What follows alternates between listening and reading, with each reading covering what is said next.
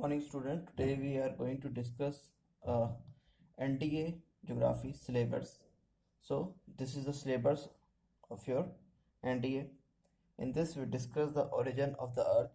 Okay, इसमें कौन कौन सी थ्योरीज थी उसको हम लोग पढ़ेंगे। जैसे बिग बैंग थ्योरी है, ठीक है, कि उससे हमारा क्या हुआ, अर्थ का ओरिजिन हुआ है। देन वेदरिंग हम लोग पढ़ेंगे। वेदरिंग आपके जनरली क्लाइमेटोलॉजी में पूछी जाती है। Mechanical and chemical. अर्थक्वेक के बारे में पढ़ेंगे, अर्थक्वेक कहाँ कहाँ पर आते हैं, क्यों आते हैं। वोल्केनोस के बारे में पढ़ेंगे। एटमॉस्फेयर एंड इट्स कंपोजिशन, इसमें स्ट्रक्चर के बारे में पढ़ेंगे कि कैसा एटमॉस्फेयर का स्ट्रक्चर होता है, ठीक है, कितनी लेयर्स होती हैं, कौन सी लेयर्स में कौन कौन सी चीज़ें एक्टिविटीज़ होती हैं। टेम्परेचर एंड एटमॉस्फेरिक प्रेशर, ठीक है। Rocks and there classification, rocks के टाइप्स पढ़ेंगे, किसका क्लासिफिकेशन पढ़ेंगे, ठीक है, कैसे रॉक्स बनती हैं। प्लानिटरी विंड्स, इसमें टाइप्स ऑफ विंड्स के बारे में पढ़ेंगे। हमारे ट्रेड विंड्स के बारे में पढ़ेंगे हम लोग, पोलर विंड्स के बारे में पढ़ेंगे, ठीक है। साइक्लोन्स, एंटी साइक्लोन्स के बारे में पढ़ेंगे, कैसे आते हैं, क्यों कहाँ पर आते हैं। जैसे अभी आपके ये अम्फान आया था अभी बंगाल के अंदर, और अभी गुजरात के अंदर भी साइक्लोन आ रहे हैं, तो इनके साइक्लोन के नेम कैसे रखे जाते हैं, इनके बारे में डिस्कस करेंगे। ह्यूमिडिटी, कंडेंसेशन एंड प्रेसिपिटेशन, ठीक है, ये आपके वाटर साइकिल के पार्ट्स हैं, ठीक है। ह्यूमिडिटी क्या होती है, ठीक है, कंडेंसेशन, प्रेसिपिटेशन, ठीक है, टाइप्स ऑफ प्रेसिपिटेशन को पढ़ाएंगे हम लोग। Major natural regions of the world, ठीक है, कौन कौन से आपके बायोम्स है। स्टूडेंट ये वाला टॉपिक आपके किससे रिलेटेड है, आपके एनवायरनमेंट से रिलेटेड है। Important sea ports and main seas, ठीक है, आपके इंडिया लेवल पर हम लोग जितने भी पोर्ट्स हैं उनको डिस्कस करेंगे, और इंटरनेशनल लेवल पर भी जो जो इंपॉर्टेंट सी एंड पोर्ट्स हैं उनको भी डिस्कस करेंगे। लैंड एंड एयर रूट्स को भी डिस्कस करेंगे हम लोग। Main items of imports and exports of India. Types of climate, कौन कितने टाइप्स के क्लाइमेट होते हैं, इसको हम लोग इंडिया लेवल पर भी डिस्कस करेंगे और आपके वर्ल्ड लेवल पर भी डिस्कस करेंगे। The earth, its shape and size, latitude and longitude, ठीक है, ये आपके डिस्कस किया जाएगा। कॉन्सेप्ट ऑफ टाइम, कैसे हमारे टाइम आपके मेजर किया जाता है, कौन कौन सी फैक्टर है जिससे आपके टाइम को अफेक्ट करते हैं। इंटरनेशनल डेट लाइन, इसको डिस्कस करेंगे, कहाँ से पास करती है। Then movements of the earth and their effect, ठीक है, आपके रोटेशन एंड रिवोल्यूशन आपके मूवमेंट हैं, ठीक है, इनसे क्या इफेक्ट होता है इसको डिस्कस करेंगे। ओशन करंट टाइप्स को डिस्कस करना है, ठीक है, इसमें आपके जो ओशन करंट होती है बेसिकली टू टाइप्स की होती है, वार्म करंट एंड आपके cold current. Then regional geography of India. So next,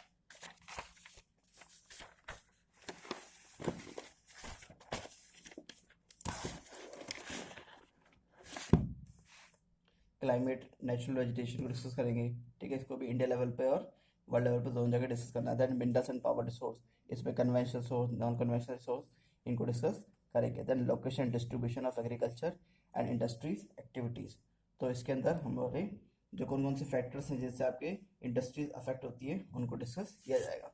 student एक बार हम लोग शुरू करने से पहले एक बार आपको वो एरिया दिखाया था जहाँ से ऑलरेडी यूपीएससी ने क्वेश्चन पूछे हैं, ठीक है।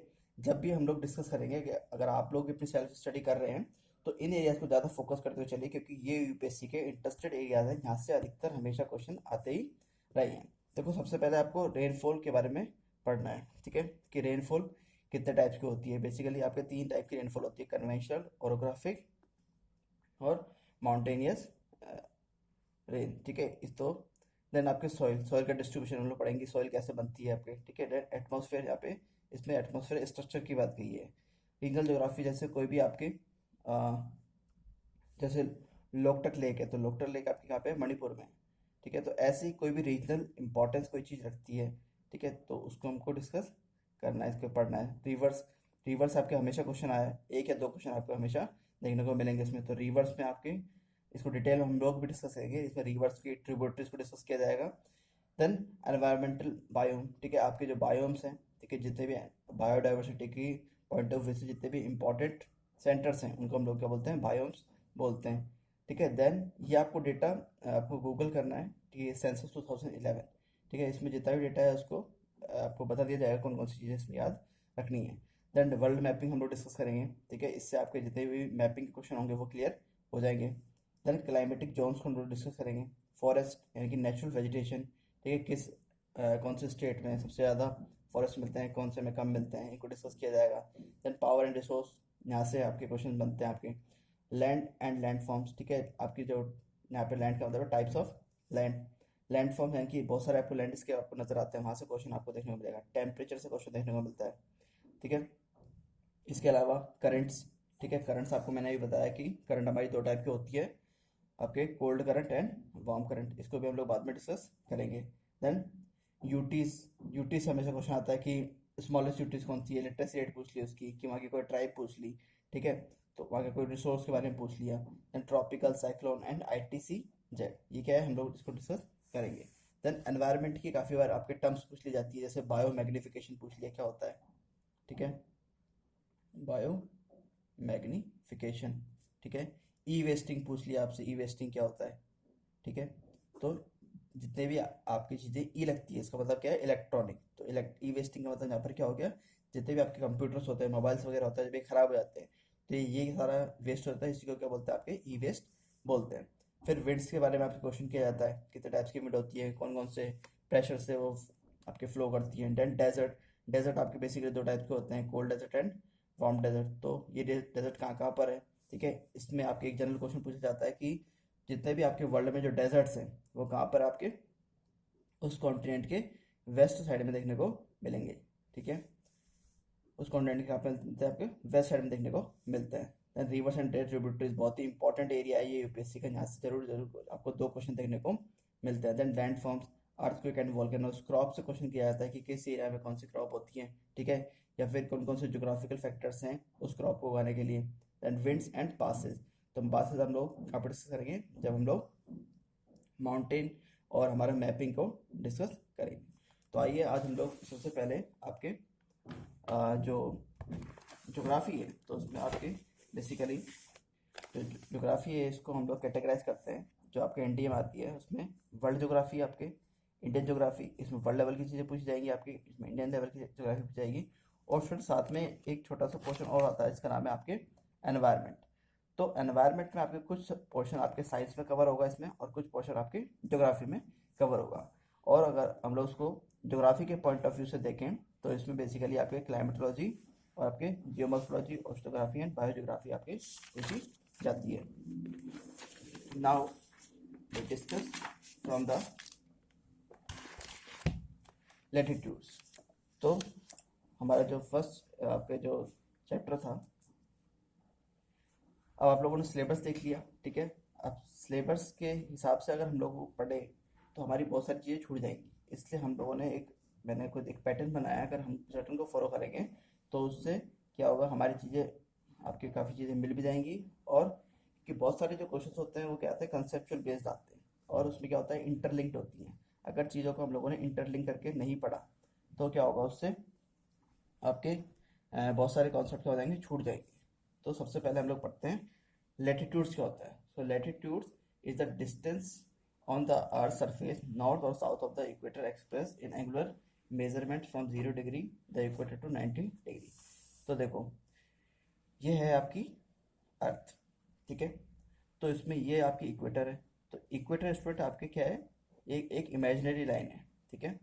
और जो इसके ऊपर वाला पोर्शन है इसको हम लोग बोलते हैं नॉर्दर्न हेमिस्फेयर, इसके नीचे वाले को बोलते हैं हम लोग सदर्न हेमिस्फेयर।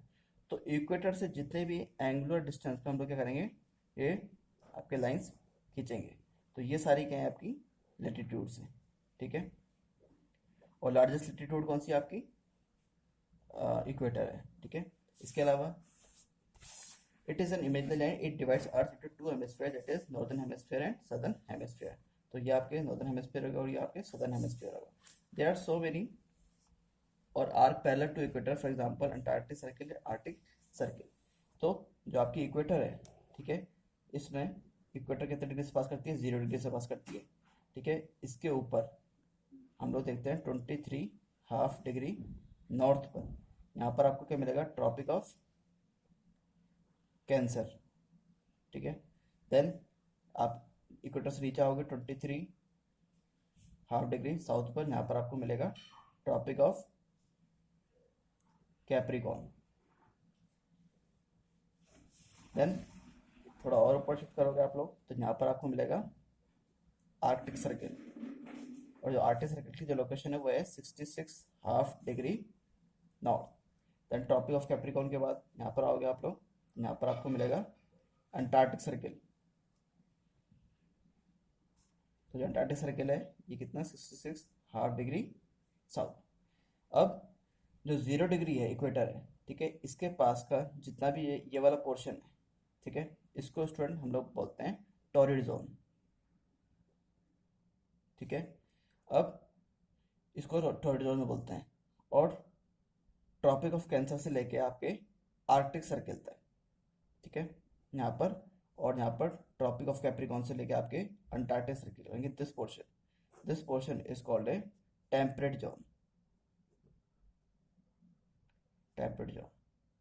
और जो आपके ये पोल्स हैं, ये साउथ पोल हो गया आपका, और ये क्या हो गया, नॉर्थ पोल हो गया। तो इन दोनों पोल्स को आपके बोलते हैं फ्रिजिड जोन, ठीक है। यहाँ पर आपके क्या होता है, हमेशा बर्फ जमी रहती है। तो टॉरिड जोन में क्या होता है, आपके यहाँ की बायोडाइवर्सिटी सबसे ज़्यादा होती है, ठीक है। यहाँ पर आपके जो सनलाइट है वो सबसे ज़्यादा फॉल करती है, इसलिए इन एरियाज में क्या होता है, सबसे ज़्यादा आपको गर्मी देखने को मिलती है। टेम्परेट जोन में क्या होता है, आपके जो यहाँ पे टेम्परेचर है वो क्या होता है, मॉडरेट होता है, ना ज़्यादा गर्मी होती है ना ज़्यादा सर्दी होती है। और फ्रिज जोन में क्या होता है, आपके बहुत ज़्यादा सर्दी आपके पड़ती है। सो if we move from equator to north pole or equator to south pole, the latitude gets decrease। तो जब हम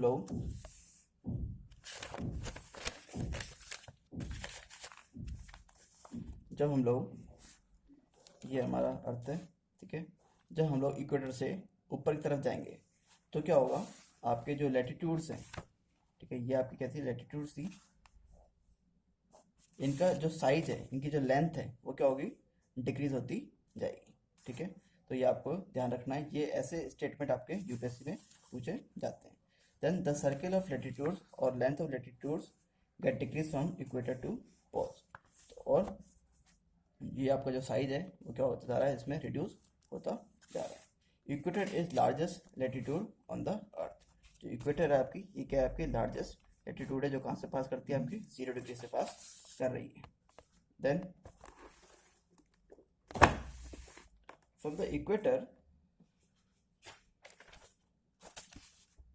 Tropic of Cancer is located 23.5 degree north. In summer solstice, the sun directly falls their vertical rays on Tropic of Cancer. That's why 21st June is marked by longest day and shortest night in the northern hemisphere.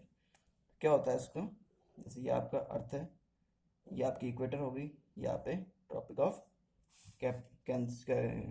Cancer हो गया, ठीक है। तो ये आपका सन है। तो June month में क्या होता है, 21 जून को स्पेशली जो आपका सन है, ठीक है, ये यहाँ पर क्या करता है, सनलाइट फ्लो करता है, डालता है। तो इस दिन क्या होता है, आपके जो नॉर्दर्न हेमिस्फीयर में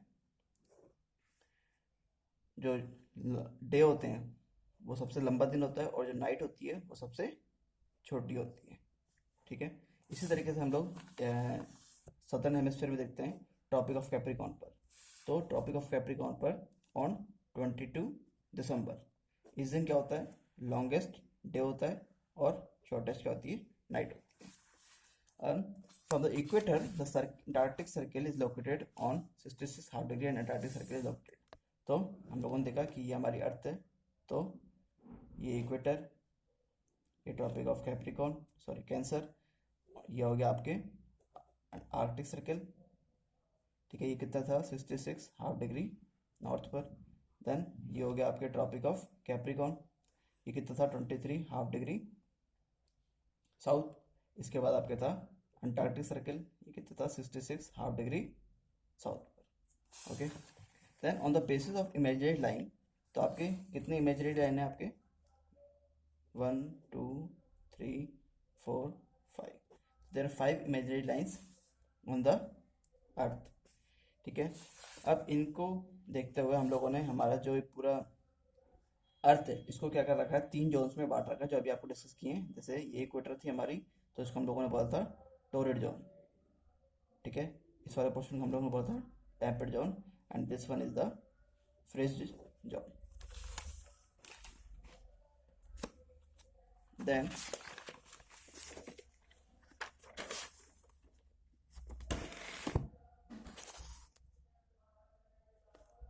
torrid zone on the earth, the 23.5 degree and 23 south is marked by torrid zone. This zone receives highest sun rays and the temperature also very high relatively to other zones, यानी कि इसका जो temperature होता है वो सबसे ज़्यादा होता है रिलेटिवली।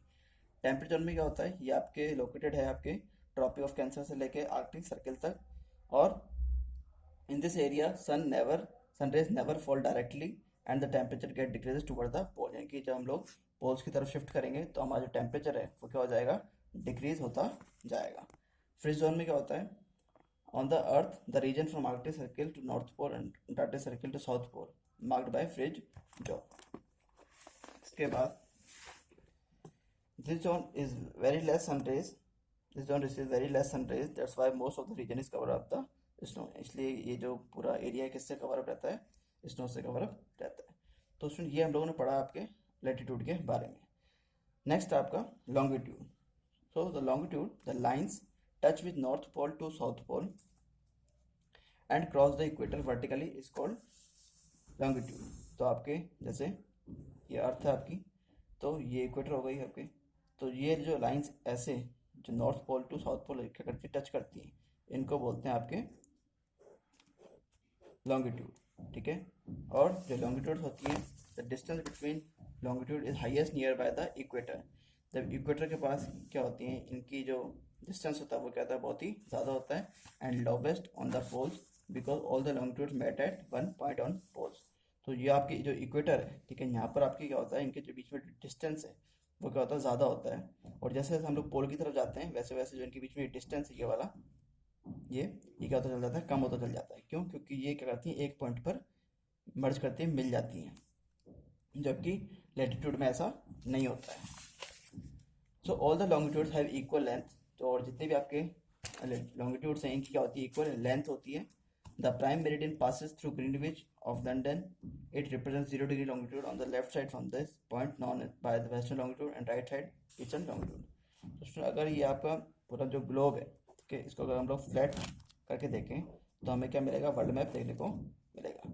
अब जो वर्ल्ड मैप है इसमें आपको पता है ये आपके नॉर्थ अमेरिका हो गया, ये आपके साउथ अमेरिका, ये यूरोप, ये आपके अफ्रीका, और ये आपके एशिया हो गया, और ये आपके क्या हो गया, ऑस्ट्रेलिया हो गया। तो आपके जो ग्रीनविच लाइन है वो कहाँ से पास कर रही है, आपके ब्रिटेन से पास कर रही है। ब्रिटेन में एक जगह ग्रीनविच, तो उसको हम लोगों ने क्या मान लिया, 0 डिग्री मान लिया। और यहीं से क्या होता है, आपके टाइम जोन मेज़र किया जाता है।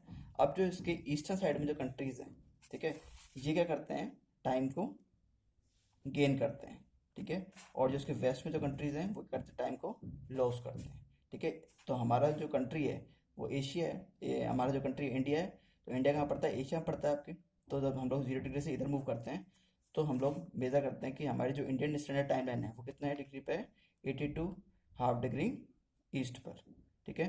तो जब हम लोग उसको कैलकुलेट करते हैं आपके टाइम में, तो हमारे कितने आता है, आपके 5 आवर्स 30 मिनट्स, ठीक है। तो इतने घंटे हमारे आगे चलती है घड़ी। तो latitude and longitude cross vertically each other and make right angle. तो आपके जो ये इक्वेटर है, तो ये आपके लॉन्गिट्यूड क्या करती है, पास करती है यहाँ से, और जितनी भी आपके लॉन्गिट्यूड पास करती है यहाँ से वो हर एक क्या बनाती है, अपने आप में 90 डिग्री का कौन बनाती है, 90 डिग्री का एंगल बनाती है, राइट एंगल। देन